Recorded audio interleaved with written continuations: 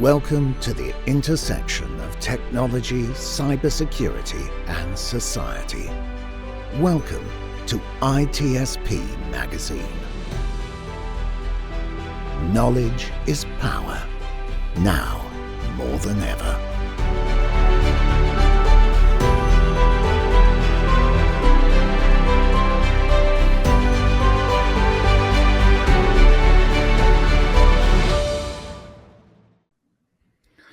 Hello, everybody. This is Marco Ciappelli with Redefining Society Podcast, and is part of ITSPmagazine podcast network, where more and more we have new hosts, new story, new channels. But I stick with my guns, which is the relationship between society and technology, which obviously never ran out of topic. It's there's topics and topics and topics. Sometimes it's chat GPT, sometimes it's artificial intelligence, IoT, smart cities.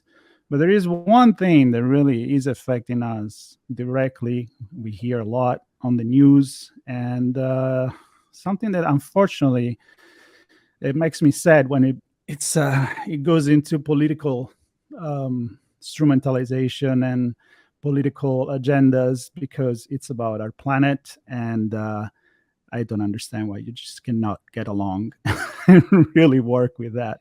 I have actually a quote that I will probably throw in the conversation. But of course, I am excited. I'm not by myself. If you're watching the video, you can already see that Will Wiseman from Climatize is with me. He has a very good story and a strong passion for the environment. So I'm excited about that. If you're listening, you're not watching, trust me, he's here. And as a matter of fact, Will, welcome to the show. Marco, thanks for having me. It's a pleasure to be here. Absolutely. Great conversation ahead. I know we already kind of chat before the beginning of the recording. So let's start from actually the beginning, which is you. Tell us a little bit about yourself and how are you involved into this whole initiative and the fact that you are become very active at a young age on this topic. Sure. Yeah. So my name is Will Wiseman. I'm the CEO and co-founder of Climatize. Climatize is an easy and transparent mobile app that enables anyone to invest in renewable energy projects with as little as $5. The story of Climatize really starts in 2019. My co-founder and I joined the global climate strikes in Barcelona at the time. And while we were there, we saw over 100,000 people protesting in the streets for climate action. And I have this vivid memory of standing on a bench and looking over this sea of people. And there was this hope, and there was this motivation, and there was people from all ages and backgrounds. And yet it struck me with this sad realization that we were all going to go home and nothing was going to be different. And to me, seeing 100,000 people and feeling like we weren't going to achieve anything in that moment, that our best option was to make a cardboard sign, that to me was a glaring problem. And so my co-founder, she and I took time to go, and we actually interviewed about 250 people from those protests. And we kept asking everybody, like, what is something that everyone could contribute? And lots of ideas came up, but one that kind of kept reoccurring was like, what if everybody pitched in a little bit of spare change? Or like, what if everybody pitched in $1? And so we ran the numbers, and we saw that from those 100,000 people, if everybody pitched in $1, you'd have $100,000 that day. And, you could build a solar project with that. And if you did that for a year, you'd have $36 million, and you could build a lot of solar projects with that. And on that day, Barcelona was just one of hundreds of cities, and 7.6 million people showed up for those strikes. And so we ran those numbers. And if those 7.6 million people pitched in $1 a day for a year, that'd be $2.75 billion per year. And that we realized, wow, this is actually a meaningful sum of money. And so that was kind of this catalytic moment of seeing that, wow, there could be a way in which the public plays a very meaningful role in the energy transition and is no longer just kind of a neutral bystander, but actually an active stakeholder in accelerating the fight against climate change and the deployment of renewable energy projects. And so we really started kind of turning over ideas on that concept and really wanted to help reframe the way that people look at climate change, in particular, seeing that many times the solutions are proposed around sacrifice, needing to fly less, needing to eat less meat and change your diet. And those are both very important changes to your everyday life. But we realized that climate change is also an enormous opportunity. It's one of the largest economic opportunities of our lifetime to re-architect the entire global economy to be carbon neutral is a very meaningful turnover of everything that we've built to date. And we want to frame climate change around that opportunity and enable everyday people to actually benefit and gain from that opportunity as well. And so we had been researching kind of renewable energy crowdfunding as a rapidly developing business model in Europe. And fortunately, we actually won grant funding from the New York State Energy Research and Development Authority. And regulatory conditions changed that then made the US a very attractive market. And so we actually pivoted our company and have since sourced about $2 billion of projects. We have partnered with the Department of Energy. We have now gone through the full regulatory compliance process to get membership approval by the Financial Industry Regulatory Authority and register with the SEC. And we just launched the first investment offering in that solar project, which is a community solar array benefiting a low-income community. It was able to raise over $100,000 in just less than a week. And so we see that there is this really meaningful coalition and group of people that want to really accelerate how we're reacting and fighting climate change, and do it through kind of a grassroots tech-enabled way. And so that's kind of the heart and the story behind Climatize. A little background on myself. I had been on the renewable energy engineering side for about 9 years now. So I've worked in engineering, procurement, and construction. I've personally built over 15 solar arrays, worked on the project management side, government contracts, commercial industrial buildings, distributed energy resources, and then also in AI for renewable energy power forecasting, overlaying weather data with distributed energy resource data, enabling those asset managers to bid more efficiently into markets up to 2 weeks in advance. And I recognize through the engineering side that oftentimes my impact, those projects were going to take 3 to 4 years to materialize. And that wasn't necessarily the impact that I wanted to have. And so I went back and got 2 graduate degrees, a master's in energy engineering and a master's in sustainable energy technologies, and ultimately published a joint thesis with my co-founder from the Royal Institute of Technology in Stockholm. And so through that program is where she and I started working together, and kind of what then led to the birth of Climatize. Wow. First of all, impressive. Very, very impressive. And what I like about this is that you're just not passionate about something and wanted to make a social change and be part of the action, go in the street, make your voice heard. You actually know the tech behind it, which, in my opinion, make you much more knowledgeable about everything. I'm not saying better than other, because you need the passion to do this. But my question is from a perspective of someone that kind of see both sides and probably also, the legal, the best practices and regulation. The big question for me is that you hear on the news a lot is, are we screwed? Are we on time? How are we doing on time here, right? Because you hear, oh, we're there,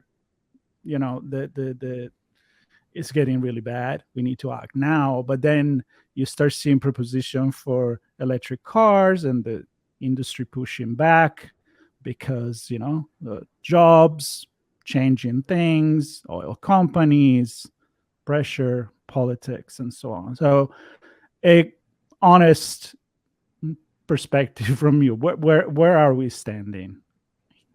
Yeah, so I'm a perpetual optimist in that I believe we have to make this change. Yes, there's not really we any have to be other optimistic. Yeah.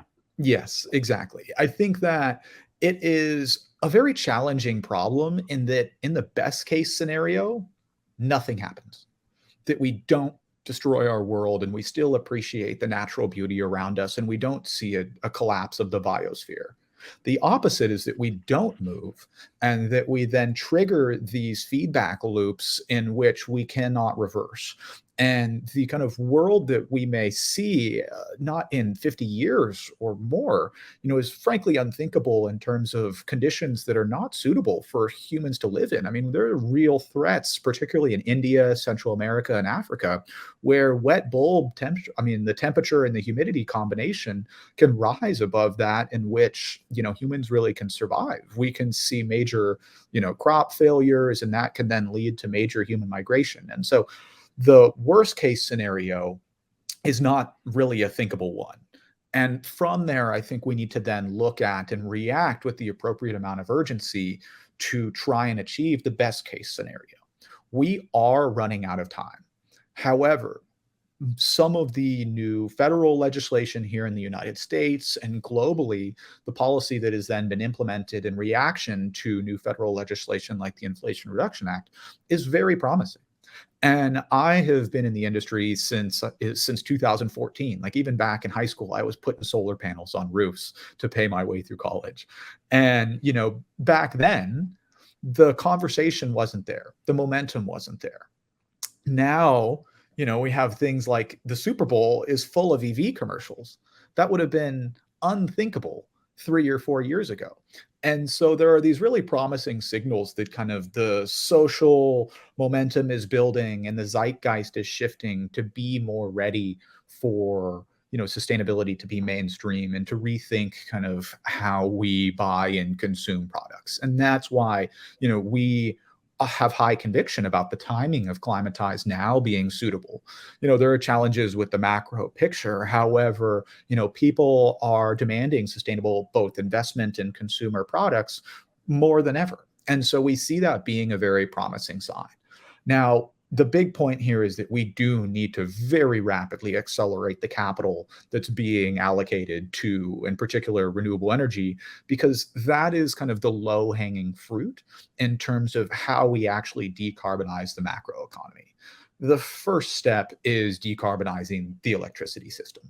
And that is very challenging because, we as a society are continually using more and more energy. And so it's kind of like being on a treadmill where you are both trying to not only decarbonize the new demand, but then you're also trying to decarbonize the old base load. And so that treadmill is increasing in speed, and yet we're having to not only replace old assets, but build new assets to also, be 100% renewable. And so it's a very tricky challenge, but it's one that is now getting the appropriate amount of, attention, and then capital is following. And with that capital is also seeing this kind of new entrant of talent across, many of these tech layoffs have led to new talent entering the climate tech space. And so, among many of the companies that are laying off talent, climate tech in particular is one that is still hiring and has stayed resilient despite those downturns. So long-winded way of saying I'm optimistic, but we need to move a lot faster. Well, it's not just about being optimistic, but you also gave some concrete perspective on what can make it work. And if you've been around long enough, you know that in society and politics, which is always the art of compromise, it was defined as that and still is. What really make a difference at the end, it's the money, right? Show me the money. And if there is a return, well, maybe we'll make it happen. So I think that I agree with you. I mean, definitely we're starting to see this shift. And by starting, I think we not just starting in the beginning, but we are there. So now we need to, I feel like to need the infrastructure that we have again to say, look, not only you're going to save money if you get the electric car, but you're also not going to get stranded in the middle of the street because you run out of electricity because there is not a column or a big energy refueling station as you can find a gas station everywhere. So there is an involvement that it needs to come from the top.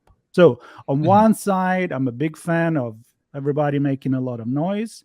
I support the $5. I support that, it's you that can prevent fire, like Smokey the Bear. Like each one should get his own responsibility. But there's also like this moment of really realization that the big guys, the countries, the government, they need to play. And I'm wondering if you have an opinion on that side. So regulation, you were comparing Europe with the US, India probably think completely different, China, Japan. What is your vision here? I mean, are you still optimistic about what will come together as a country? Because, if the US does something, is a lot, but it's probably not going to be enough. We're all on this together. Yeah. Yes. You have a really good point in that, climate change sees no boundaries. And that's very apparent, I think, right now. You can look and there are, fires raging in the Canadian forests, and yet that smoke is blowing down into, Central America and into Colorado and the Midwest here. And it just goes to show that, these kind of climate disasters do not care about borders. And so it's very important that governments ultimately set up the framework that enables then private markets to follow. Things like the Inflation Reduction Act that had, $369 billion earmarked to then support these private industries. That sets the foundational framework for then private markets to come in and accelerate that. So even the Inflation Reduction Act and all of that money is only expected to see about 40% reduction of the US carbon footprint. We still have to figure out how we're going to hit the other 60%. But that catalytic capital and those incentives have led to, there are now 39 battery manufacturing facilities that are in development across the US. And that would not have been the case had there not been those carrots for those companies to then go and pursue. And they may have thought about, potentially co-locating those facilities in China or in Europe. Now the incentives make it more attractive for them to do that in the US. And that's very, very important for us having that demand, like domestic manufacturing capacity for energy resilience and energy security as well as it can create new jobs, which again creates that kind of virtuous cycle that can help accelerate and build social movement, build kind of the political capacity for us to have then, a better entrenched economy around renewable energy. And that is where I am optimistic as well about the political resilience of certain legislation like that, because it is very hard to pull those carrots back. When there are communities and politicians that have then signaled that they're going to be bringing in, $1 billion of new investment into their territory, and that's going to lead to, hundreds of new jobs.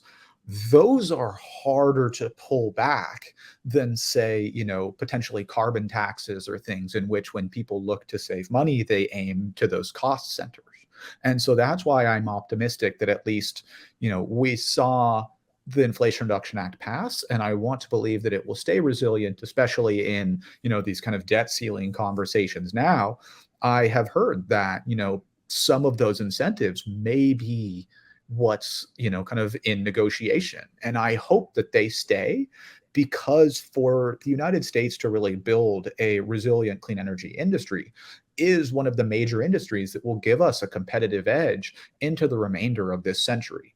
And if we look at short-term gains by essentially stripping out what will give us a long-term competitive edge, we're not thinking long-term and how to actually position the United States as a competitive economy. And so, to those political groups, I hope that they think about the long-term impact of potentially those short-term gains if they really want to cut those programs and incentives. Yeah, no, it makes sense. And I think like in every major cultural change, social shift, whatever you want to call it, there is always the need of convergence of many different things. You need the human to be there, you need the need, but you also need the technology to do it. I mean, you may have a dreamer, I don't know, Leonardo da Vinci that dream about flying was great, but the technology certainly wasn't there, and now we do. So even the battery itself, I mean, I was reading a while back that the first cars were actually with an electric engine, and I'm like, wow, okay. why we didn't go that road, right? Because then maybe the engine, the combustion engine, was easier to do at the time. So from a technology perspective, it seems to me we're starting to get to the sweet spot where you're saying, 39 companies now in the US are making battery. The battery are getting better and better. Again, people are not going to get stranded on the street when they drive. I mean, you can go a long way. Also, it's awfully getting cheaper and cheaper to get all this stuff. So from a technology perspective, what do you think could be something that would really make a big change and a big push to become even more seen as an investment, not only in the future of our planet, of our well-being, but also economically speaking, and we're not going back to carbon fossil? Yeah, definitely. So you bring up a really good point in that, there's the technology evolution and what we call the learning curve. So for every time you double manufacturing capacity, how much does that price curve come down? And something that is still an old stereotype of the early solar industry, that it was, not cost effective, is no longer the case. So what a lot of people don't realize is that between 2010 and 2019, the cost of solar came down about 95% per watt. And that's a really big step function. It is now the cheapest source of energy in the world. And so we saw those same cost declines across wind and then solar. And now we're seeing similar cost declines in battery technologies. And the next major sector that we expect to see those is hydrogen. And so, each one of those represents fundamental kind of reshifting of the industry. Certain markets like California, for example, have gotten so saturated with solar that at peak sun, kind of around midday, solar is providing 100% of the energy for the state. But the challenge is then when you shift to all of a sudden the sun starts to go down and we have to ramp up natural gas plants, how do you shift that energy from the middle of the day to those kind of peak shoulder loads? And so that's where storage is going to begin to play an increasingly important role. Batteries are challenging because they don't necessarily provide the really long duration storage that's necessary for kind of grid balancing. However, they can begin to shift that peak load. And we're seeing alternative battery chemistries, for example, Form Energy is doing an iron air battery that just use a basic oxidation process to do long duration storage, and that can then suddenly become a grid resource. And so, that innovation is shifting, and those technologies are now moving out of kind of pilot and early commercialization into actually scalable phases. And so I'm optimistic that, again, we're going to see those cost curves come down and see then greater penetration of those technologies in terms of market share. And then hydrogen is an exciting new kind of vertical within the energy toolkit in that it can be directly burnt or mixed with existing fuels. So natural gas, for example, it can be blended into a mix, and you can then have a higher concentration of zero carbon fuel in there. You can additionally use it as an energy storage medium and potentially use some of the existing infrastructure for natural gas. Those pipes have to be retrofitted, relined, different pumps, et cetera. It's not an easy process, but you can use some of that existing infrastructure, and then you don't have those stranded assets that, will provide a really heavy financial tax on many of these energy players. And so it also, kind of can potentially provide a bridge fuel to help bring some of the energy majors that, were very fossil intensive and bring them into using that like existing technology. For example, you can create hydrogen from natural gas, and with carbon capture and sequestration, it can be a zero carbon fuel source. And so, it helps again with this transition, but we need to see the adoption of fuel cell technologies come down in price and mature. Additionally, then the infrastructure to support greater hydrogen penetration in the energy mix. So then, there are long, call it towards the end of the century innovations, we saw the ignition at the Lawrence Berkeley nuclear labs, where they saw the first fusion ignition. And while that is still just lab technology, they've been working on that innovation for 60 or 70 years now. And supporting technology infrastructure like artificial intelligence is helping them gather more and more data from every test that they do in kind of plasma experimentation in a way that we weren't previously able to capture that. So I see the learning curve accelerating with respect to those future technologies as well, and they can play fundamental roles in the access to zero carbon energy. Yeah, definitely. Those are things that makes me feel very optimistic. Like when I land in Amsterdam, when I go to visit my family in Italy, and I see a turbine in the water, and I see a very, very high adoption of it's just giving an example that can be done, and we don't need to get stuck in the past and be afraid, because again, A, we don't have alternative. B, we do have the technology. It's for real. I would like with you to touch on something that I think about a lot from a sociological perspective. And it's kind of like, this view of a global village, just to mention McLuhan. And the fact that, though, I believe that as we become one, facing the same problem, maybe a pandemic, maybe a climate change, maybe anything else, I think we've proven that when we think together, we act together, we are better as humanity. Now, being very idealistic here, but also I'm a big fan of keeping diversity, keeping the community working at a small community level, so that you don't just get everything needs to be brought up.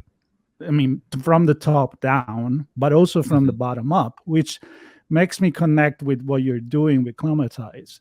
So I want to ask you, what are some example of the project that people can get involved when they spend their $5 investment?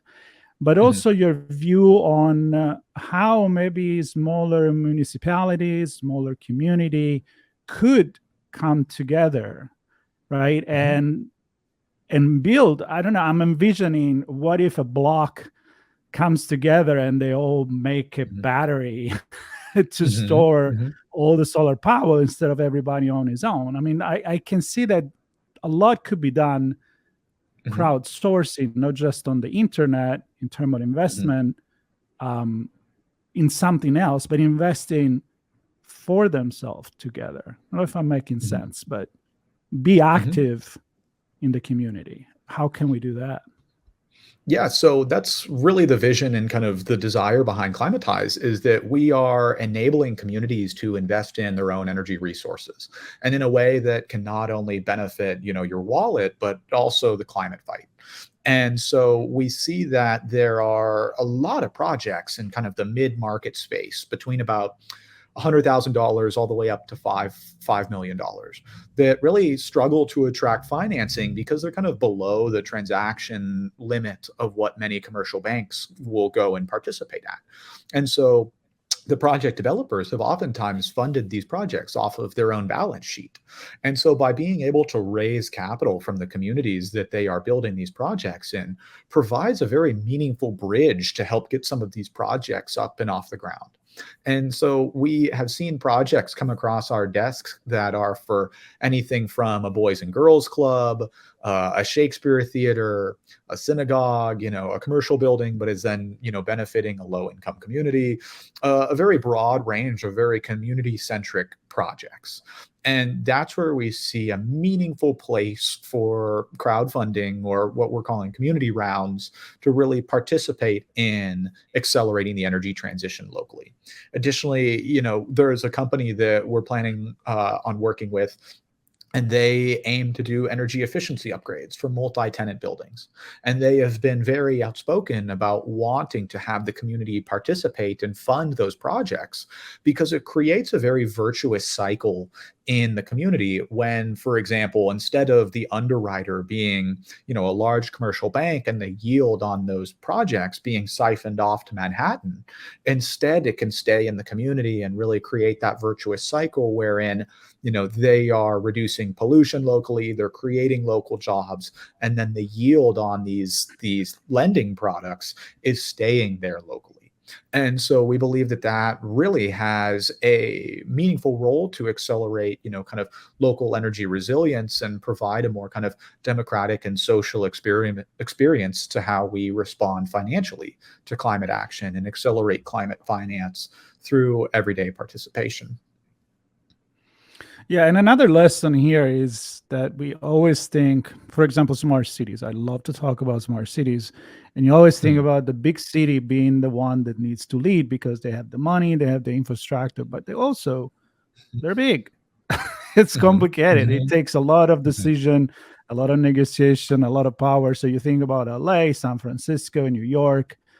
But then, for example, one of my last podcasts I just published, it was with the CTO of Peachtree's Corner in Georgia, right near Atlanta, which is like 10 years old city, which is known to be honestly like a lab for anything IoT, anything smart city, because they can test in a small scale and show you that it can be done with as much smaller investment as if you're going to drive Waymo cars in San Francisco.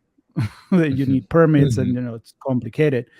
So in a way, I'm associating the conversation with, it's good to start also from the bottom, from a concentric way of thinking, small, prove the works, somebody else can do it, and then you grow that. Because I'm also assuming that the investment, the permits, and all of that to make it happen can be a lot faster, right?